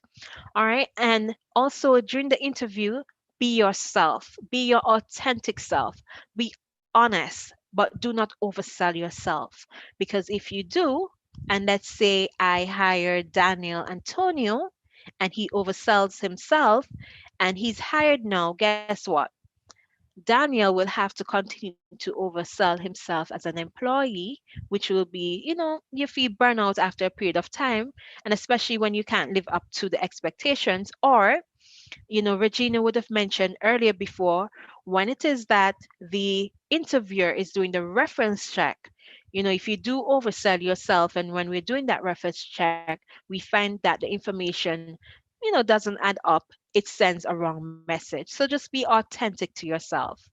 Also, be aware of your body language, whether it's verbal or nonverbal, things like your eye contact, things like your hand gestures. And one of the things, if you do have an issue with your hand gestures, when it is that you go to the interview, your hands Wherever they fall on your lap, you will keep them there. That's your comfort position, all right? So you don't have to worry about moving your hands all over for it to be a distraction, all right? Remember as well, when you go to the interview, a part of the body language is your posture. If you're slouching in the chair, it doesn't send a good message. If you're folding your arms, that doesn't send a good message. It shows that you're not interested in the position. Engage the interviewers. One of the things as well where ethics is concerned, etiquette is concerned, you may have a candidate who's too high energy for the team, and a candidate may also be low energy, not given that level of energy that is required. How do you know what kind of energy to give the team? Is that you will see based on the questions being asked by the interviewer. Sometimes you may get a nod from the interviewer to, give you an idea that you're going on the right track, or you're providing sufficient information. You will see the smiles, you will see the eye contact as well from the interviewer. So engage with your interviewer. Also, I would say that please do not overshare information. Instead, I normally recommend what is called a STAR approach to answering almost any interview question. All right, the STAR approach really is an acronym for situation, task, action, and results. All right, let's use back that question about, have you ever had to deal with okay, tell me a time when you had to deal with a difficult customer. Can I have a volunteer who probably had that experience of dealing with a difficult customer? I just want to hear your response, and then we will get straight into the STAR approach. Any volunteer? Hello, good afternoon. Good afternoon, Kenise. Nisi, sorry. Kenisi. Hey. Hi. Yes, I would like to volunteer, please. Okay. I was previously a sales agent, so I did come into contact with a lot of rude customers from time to time. So, Mhm. what were you asking, please? Tell me about a time you had to deal with a very difficult customer. Difficult, yes. Mhm. So should I be using the STAR approach or just Yes, the STAR yes? Okay, approach. so I will okay, so I will just give a situation. So I work for a telecommunications company, and so the customer had paid for a phone service, Mhm. and they paid for their phone service. They left the store, they went home, and they did not receive that phone service. So they returned and they were complaining about how they were being robbed, and they were being very rude about it, cursing everybody and their siblings and their family and everything. So Mhm. that was the situation. And my task would have been to, in a sense, calm down the customer and try to understand, listen to what they're saying, and yes, so that would be the task. Calm them down, listen to what they're saying, understand what they're saying, try to relate to them, and then come up with a solution to their problem. So then my action would be to check the system. Well, let her know that I understand the situation and that I would be happy to help her. Then I would check the system and see what went wrong, where it went wrong, and then I would try to rectify her issue. And then the result would be that the issue is rectified or she's compensated in some sort of form. And then, we not really wish her the best, but thank her for coming in and speaking about the issue, and just, reassure her that, it's a mistake on our path, and that we hope that the situation will never happen again. Even maybe offer her some sort of token or something per se, something to compensate her issue, her difficulty. Mhm. Okay. And the result was either trying to maintain calm with this customer or to have her retained as a customer. Yes, Yes? definitely Okay. ensure retain. Right. So that would have been your result. And I'm so happy the way that you're able to provide an explanation, keeping it very brief, but showing one, the situation, the task, your action, and also your results. So, what this approach does is to mitigate us from sharing too much information while sharing what it is that we can actually do, and in those kind of situation to make the conversation or the interview flow much better, because at the end of the day it's about, okay, your behavior, let's see what you're capable of doing, and even if you have no experience, what would you have done in this situation? All right, so thank you so much for this. And also I want to touch on a few more points. So some points to note as well, at when you're wrapping up the interview, this is where a lot of persons tend to take a downward turn, even though the interview may be going pretty well. All right. So one of the things I'd recommend off the bat, and I did highlight it, is that you ask the interviewer at least 2 to 3 questions about the role or the organization to show that you're interested in the position or the role. One of the worst things is to actually sit through an interview, you go through, you share the position, you're speaking, you've been in a good rapport with this candidate, and then you ask any questions for us, and you hear, no. Sometimes that may be the case, but I encourage you, never go to an interview and don't have at least 2 to 3 questions, even just two, one, two. All right. Um, Also, never ask about benefits or salary when you're wrapping up an interview. If it is that you are the successful candidates, those bits of information will be shared with you afterwards. Okay. And also be sure to ask the interviewer, okay, what are the next steps in the interview process, especially if they did not advise. You may have some interviewers may say, okay, we will respond to you within a week or two to let you know the outcome. Some interviewers may not do so, but for your own benefit, you can ask the interviewer what are the next steps in the interview process. And also, and finally, thank the interviewer for the opportunity, thank them for their time for conducting the interview with you. All right. Now, there are some general etiquettes across the board as well, which I normally tell persons to observe as well. So, few of them would be when it is that you go to an interview, whether it's a video, virtual, face to face, physical, whatever type of interview it is, utilize the proper titles when addressing the interviewer. So, for example, at my organization, we go by a first name basis. So, I have no issues with an interviewee actually calling me Mayoka. I'm pretty fine with that. But if it is that I was working at another organization and they use the last name basis, of course, you need to address the individual Mrs. Mead. All right. Just as an example, ensure that you maintain good posture throughout the interview. Do not throw gum in the interview. You risk yourself of either choking on the gum or biting your tongue when you're, giving an explanation, etc. Do not badmouth friends, previous employers, or colleagues. Keep it positive. And I will say as well, where this is concerned, even for persons who may not have, you know, sufficient work experience. I remembered once doing an interview, and I know this person was a young college graduate, and I asked them about teamwork. Tell me about the time they had actually had to work as a part of a team, and they decided to tell me about, a school project that they had to do, and that ended up going north. Eventually, when they started to badmouth all the peers that they actually had to work with. So keep it positive at all times.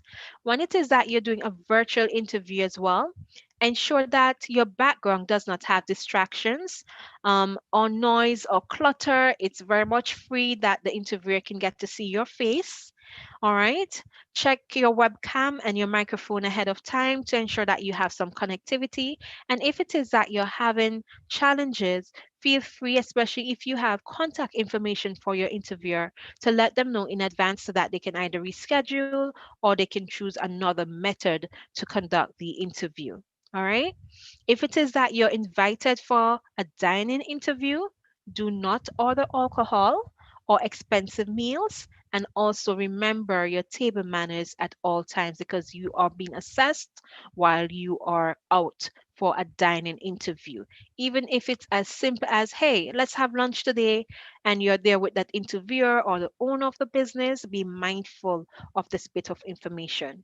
For group interviews as well, and I'll share this as well, if you ever find yourself in that situation, ensure that you interact with other candidates to show that you are social individual and to show your leadership skills, because interviewers are looking for persons who have good leadership skills, and typically the persons who are a bit shy or timid, they're the ones who are not generally selected. So you want to show that you can interact with others while still balancing that act of not being overpowering to the group.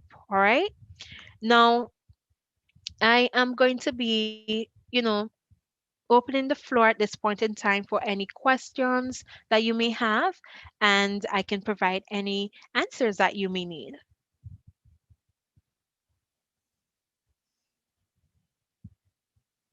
Do we have any questions? And I see that we have some chats here. Okay. Hi, Mayoka. I actually have a few questions. Sure. Yes, this is Rosemary. Yes. So I wanted to know, you had said never ask about benefits or salary. So in the situation where that is the question that is being asked, like, what is your expected salary? What would be like an appropriate answer? I've heard before that you should kind of research the range and kind of say, I've researched that this is the range for this position and something along those lines. But could you just give an example of what would be an appropriate response to that? Okay, great. Fantastic question. And let me just clarify as well. We're not asking for salary and benefits are concerned. It should not be the first move from the interviewee. All right. But there are times, and that's the question that I generally ask, and typically the last question, when the candidate feels relaxed and they feel like, okay, I've gone through this interview, I don't have to answer that question. Whew, that question comes up. What is your expected salary for the role? Now, sometimes it's difficult, especially when that position isn't a common position. For example, if it is that you are doing an interview for customer service representative, it is easy to find out, for example, what other persons in the industry may make. You may have the labor department that may be able to provide that bit of information to you to an extent. And also, if persons are open, at some organizations, they may provide a range to you. So to answer that question, I would say, if that question is posed to you, I would say, okay, I would have researched this position, and based on what I would have researched, the range for this position is between, let's say, $2,000 to 2005, and we're using a customer service representative role.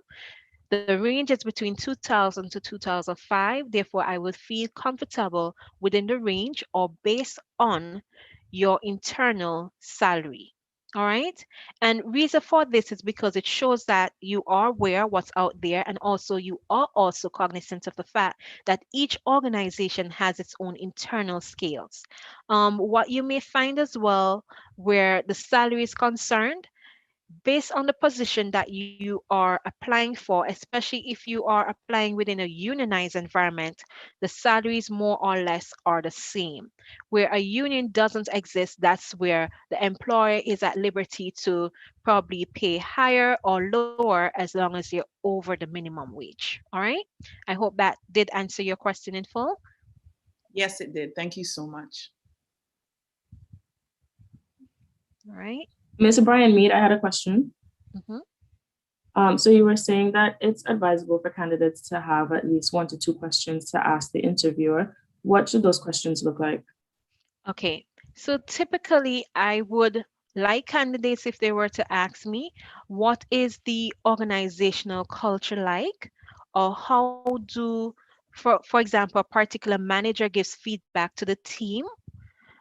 Those are things that you'd want to know. Okay, is this organization a right fit for me? Will this organization, based on feedback, that question about feedback, is it an organization that will help me to grow, learn, and develop while I'm here? Because feedback is very important. All right. So those are questions that you can ask, or what do you, the interviewer, like most about working for the organization? So when you ask those kind of questions, you also get some insights about what it's like to work at the organization. Or the questions you can ask, for example, you can ask the interviewer, what are some of the things you'd like me to work on within the first 3 months or within my probation period that would make an impact? Yeah.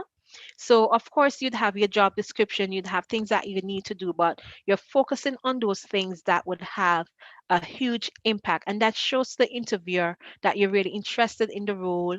If it is that you're to get this position, that you would want to get right in to, get started and you're eager to work. All right.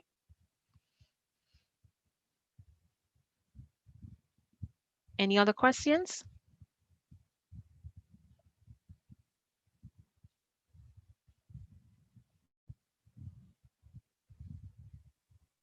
Yes, I actually have another question. Someone would have brought it to my attention.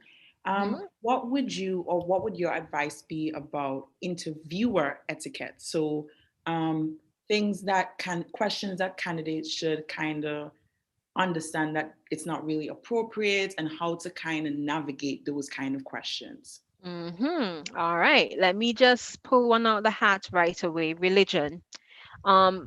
The interviewer should be very careful in terms of asking questions about religion that can actually lead to discrimination.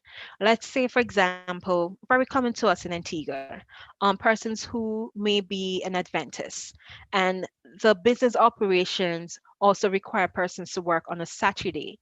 You have to be very careful in terms of asking someone out, and out, are you an Adventist?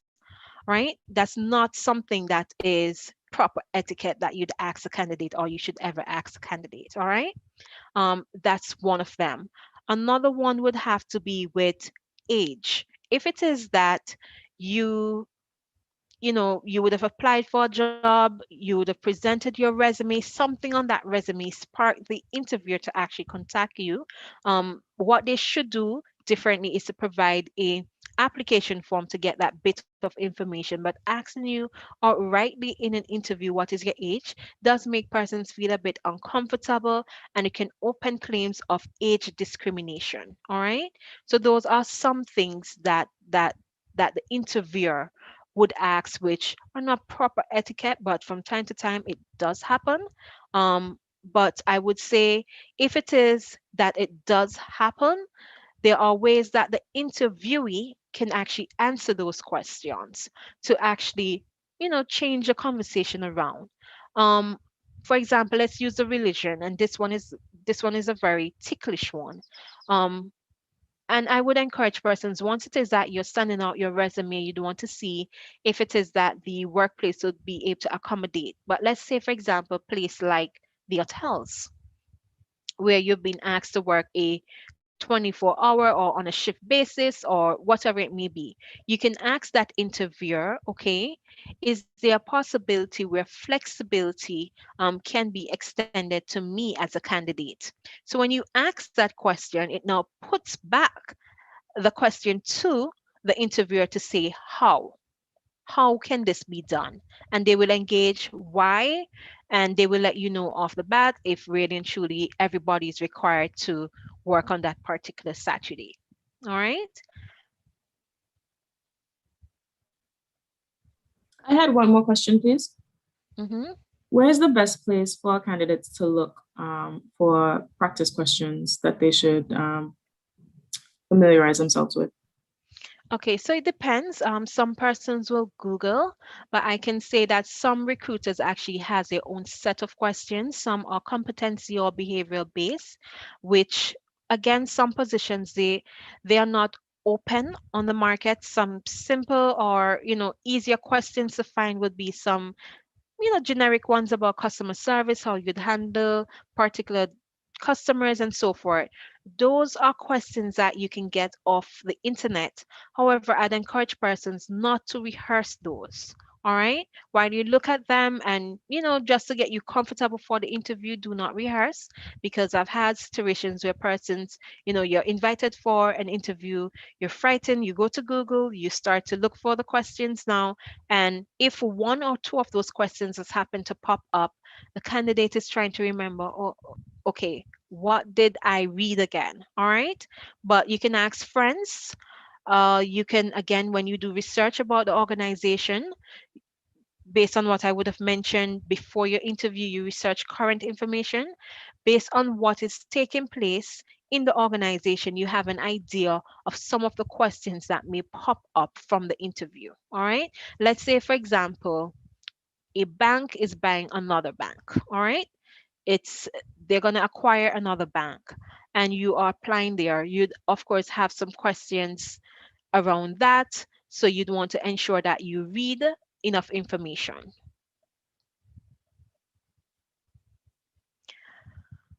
All right. Did I answer your question? Yes, you did. Thank you so much. Okay. Hi, And I I actually have a question. So after you've completed an interview, mhm. you do if the company or business they don't contact you after like at all?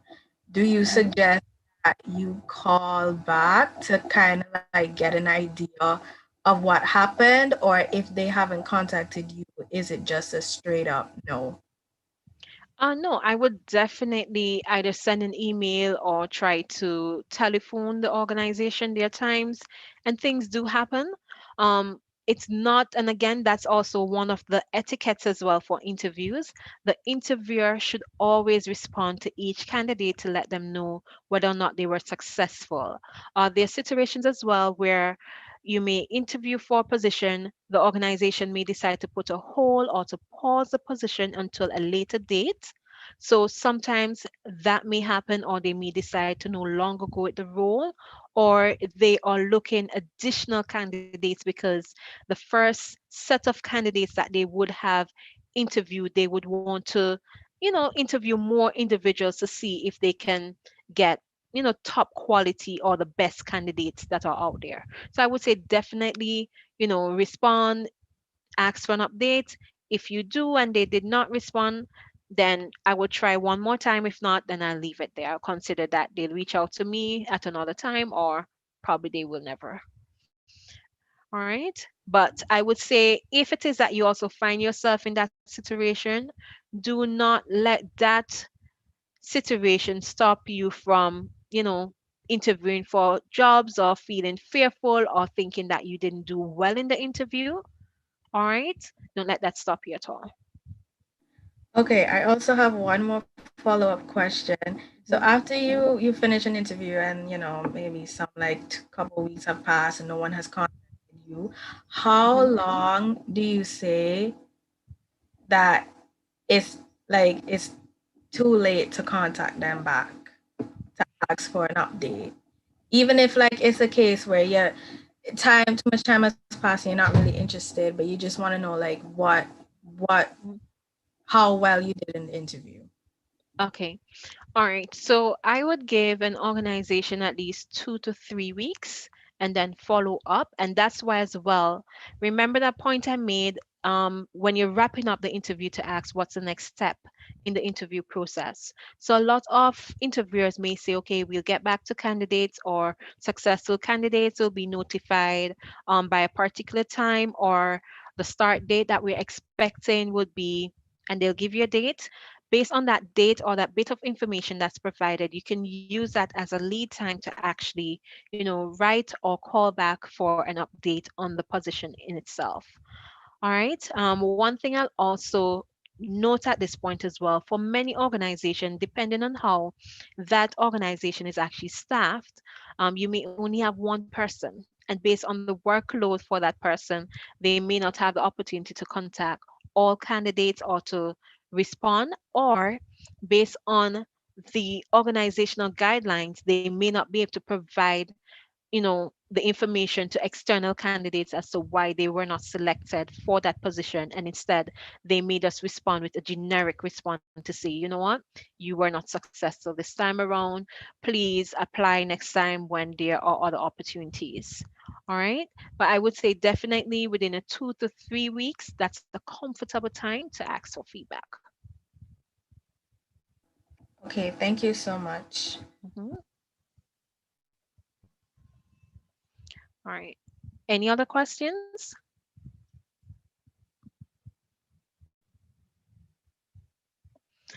All right, I did ask a question earlier. Hello.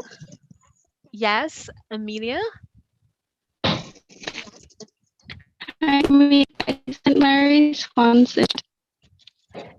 Yes, I was just about to get to it.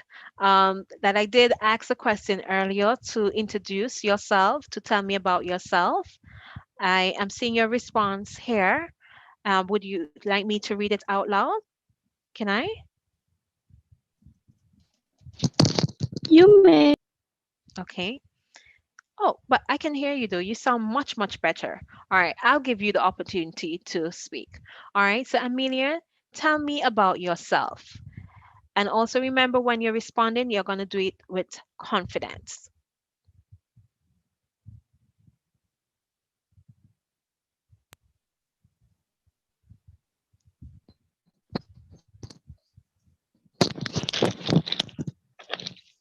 Hello, can you hear me? Yes, I can.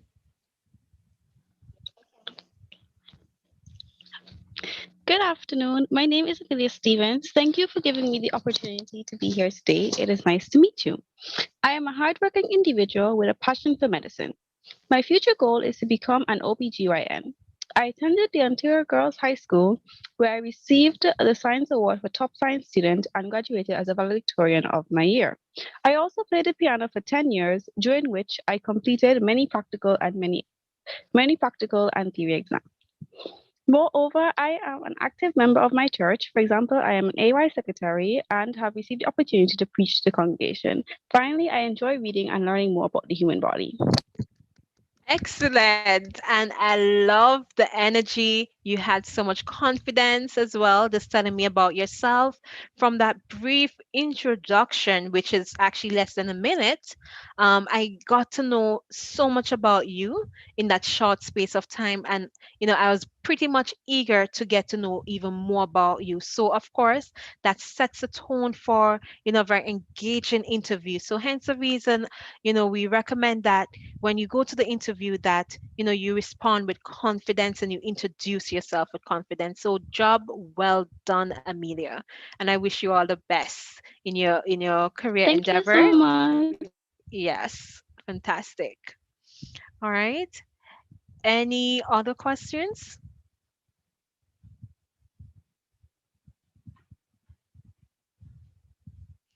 All right, I guess no further questions. So I really want to thank the team. Highest commendation to the executive body for, putting on this series and, this fourth annual youth summer program. These are things that I wish and I hope that more would take place in Antigua and Barbuda. So thank you for stepping up and thank you for, engaging all youths. And I do hope that few persons on this call, even though you've been very quiet, that I may see you at some point in time or we may meet again. And even you may be an employee working for a company that I may be working with. All right. So thank you so much for inviting me today. Thank you so much, Mayoko. We really enjoyed your very thorough presentation. I think that's the reason why a lot of the participants were quiet because you really covered a lot in your presentation. So I want to thank you once again for joining us and speaking to us about interview etiquette, general tips, things that we should do for preparation before, during, and after, and, suggestions and questions that we may ask the interviewer, things that the interviewer may ask us that might be a bit inappropriate and how to navigate that. So I really want to thank you. Right now, we're actually at 12:30 and we're going to take a short 30-minute break. And we're going to come back at 1 p.m. with our next presenter on rights in the workplace. Mr. Kem Riley. So we're gonna. Yeah, and you don't want to miss it. And I know you're gonna take a break. You know, if you eat something real quickly, get some water and stuff, but you do want to return because it's going to be a great presentation. He told us a little bit of like a highlights on what it's going to be, and I think it's like the points that we need as we enter the workplace and we get a job. You know, those are the things that we should know. You know, so I feel like it's going to be very informative. So do come back at 1 p.m. We'll be here, and yeah, we're just going to take a short break. All right, guys. See you guys in half an hour.